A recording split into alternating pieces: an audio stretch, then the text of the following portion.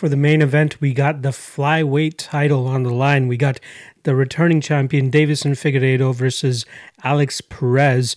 We got minus 300 on the champ and plus 250 on the challenger here.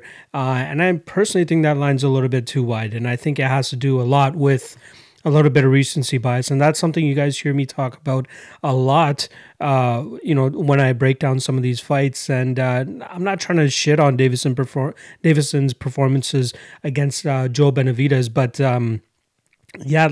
the way he was making them look so easy and how he was just absolutely ragdolling Joseph Benavidez, and they're absolutely is pushing the line to as far as it is.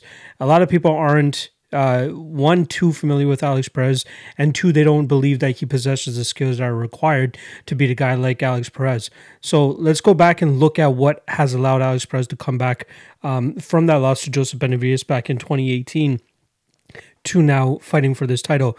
He goes out there, beats Mark De La Rosa, pretty much grinds him out, takes him into Mark De La Rosa's world, which is the grappling and jiu-jitsu realm, and out-grapples him. The Jordan Espinosa fight, beautiful arm triangle choke from half guard from the opposite side of the choke, which is very, very impressive. You have to get a lot of torque on that, a lot of squeeze on that to be able to pull that off. And it just goes to show the fact that Jordan Espinosa didn't even tap to that. He had no idea that it had as much effect as it did. And, Perez had the amount of squeeze that he actually did. So that was unfortunate. And then the Jussier Formiga fight, absolutely rushes him and wrecks him in that first round with just leg kicks, calf kicks specifically. And if a lot of people remember, that's the only L on Deiveson's record is to Jussier Formiga. And obviously those fights went completely different. We saw Formiga go out there in the first two rounds against Deiveson and take him down and control him from on top. And then that third round, it seemed like he had a little bit of issues trying to control Deiveson. He was running away from him a lot, couldn't really even get him down either. But he was still able to secure the first two rounds, which gave him the victory there. But in this fight with Alex Perez, Perez just laid on that leg kick from the beginning, and it just paid off dividends. And Formiga couldn't handle it after the 4-minute mark into that first round. So big shout out to Alex Perez for actually getting Jussier Formiga out of there, which is a really, really tough task to do.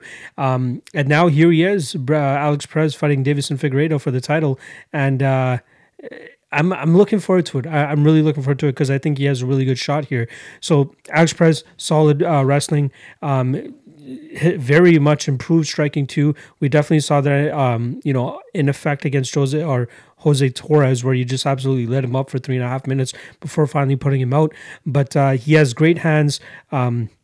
I'd obviously give the striking advantage here to Deiveson, but it's gonna be the effectiveness of the calf kicks, in my opinion, from Perez that would dictate the result of this fight. If he's able to go out there and actually attack that leg consistently and avoiding the counters that are coming back his way, because that right straight from Deiveson Figueiredo is a freaking piston that has put plenty of guys on their butts. But I feel like Perez has a good shot of avoiding those shots, getting his damage off, and then mixing in takedowns too, because that's something that's going to be important for him here. One thing that Deiveson does very, very well, and he's actually caught Tim Elliott with it, is his guillotine chokes when guys are going for takedowns. He pretty much went for it every single time Jussier Formiga took him down, and he's gone for it pretty much anytime anybody's taken him down, especially the Jared Brooks fight, if that's something that if you guys want to go back and see. That was a fight where we saw Brooks take him down time and time and time again, and Deiveson still came out with a victory there, and that one was a highly contested decision. A lot of people thought that the second round could have gone to Jared Brooks, probably would have given him the fight there. But that fight was a long time ago. That was over 6 years, or not 6 years ago. What am I talking about? That was over 4 or 3 years ago. Yeah, just about 3 years ago. And since that, Deiveson's gone, 2, 3, 4, 5, 6-1 in that amount of time en route to this title shot now. So, I'm impressed with Deiveson. I love his striking. The guy has a ton of power. Even when he goes for takedowns and starts, dishing out his damage from on top, he's a very scary individual.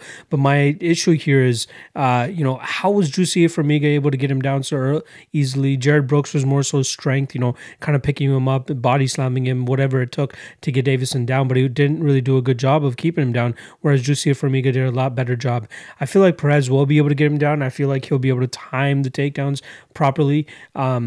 Especially with him going out there and doing work on the feet as well, that should definitely allow him to open up his wrestling game too. Yeah, plus 250 is a little bit crazy in my opinion. I like those odds for Alex Perez, and I think it's only going to get worse too. I think a lot of people are drinking that juice on Figueiredo and think that he's completely unstoppable, and I kind of believe that to a certain extent, but if you're going to give me crazy numbers on guys who I believe are viable contenders, I will fade Deiveson Figueiredo. So I do like Perez here, and I do think he has the chops to go out there and pull off the upset.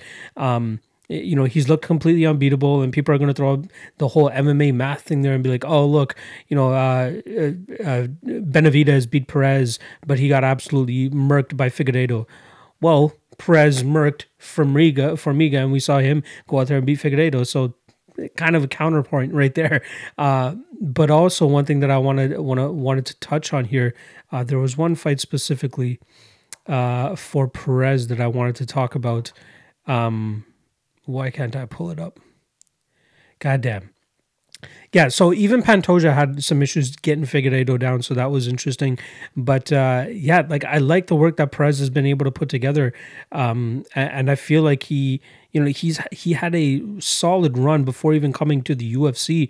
And going into that Contender Series fight, he was 17-4. He's been fighting professionally since 2011. I think Figueiredo is roughly around there too, 2012. But yeah, I like Perez here. I like his ability to mix it up. I like the improvements that he's making on the feet, especially if he's able to go out there and unleash those calf kicks. I think that's going to give Figueiredo some issues here. But it's the counters that I'm worried about for Perez here. If he gets countered consistently, gets dropped, then it's going to be some issues. Oh yeah, the one thing that I did want to talk about was Perez against Benavidez. It was so weird that first instance where Benavidez first stopped him, where Yves Lavigne really fucked up and kind of semi-stopped the fight, but didn't stop the fight. Nothing looked to really rock or drop Perez. He kind of just fell over when they collided, and then we saw Joseph Benavidez go out there and just go crazy with these hammer fists, and that could have easily stopped the fight, which it should have. And then we saw, I think Perez really was wearing the damage from that ground and pound, which led to the ultimate finish for Benavidez there. But I feel like that's, if anything, that's only made Alex Perez stronger. He's tasted that defeat in the UFC now, and he's come back look much, much better. The best we've seen of him, obviously, is that Juicy Formiga fight. So I'm hoping he's going to be able to go out there and replicate that type of performance. Just lay on the leg kicks right away, be wary of the counters coming back to you, and then when you feel like you have Formiga really into the striking stance, switch it up. Let's go for a takedown, tuck in that chin, because obviously Figueiredo is going to be pulling guillotine, and then let's just try to do a good job of trying to keep Figueiredo down. So I'm going to go with the juicy underdog, I should say, here at plus 250, maybe even better by the time I get around to actually placing the bet here. But I do like Perez. I think he has the chops to get it done, and this number is a little bit crazy. I like Figueiredo, and a part of me is kind of pulling for him here to go out there and be that that champion that flyweight has needed, that dominant champion that flyweight has needed. Not just dominant in the way that Mighty Mouse was, but dominant in the way that knocking dudes out, submitting dudes, whatever it is, just bringing that God of War nickname to life. So I am half of me is pulling for Figueiredo here, but if you're giving me plus 250 on a guy, in my opinion, that has all the chops to go out there and beat a guy like Figueiredo, I'm going with the proper odds here. So I'm going with Alex Perez to win this fight via maybe late stoppage or submission. That's another issue here, though, that's kind of unknown, is Perez's gas tank, and even Figueiredo's gas tank.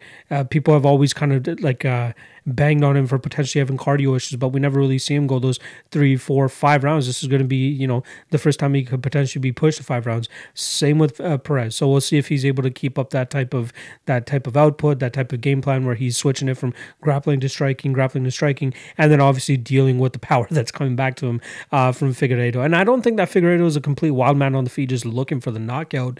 I believe he's calculated with his approach, and he waits for the proper times to counter. So Perez is going to have to be very, very much ready for that.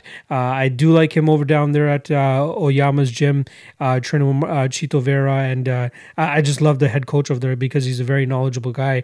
So I feel like they'll be able to drop a perfect game plan to go out there and implement against a guy like Figueiredo. So I'm going with Alex Perez once and for all. I don't know if it'll be late submission or a decision, but I do like Perez here to win this fight via submission. You know what? Let's go with decision. I'm going to say Alex Perez via decision.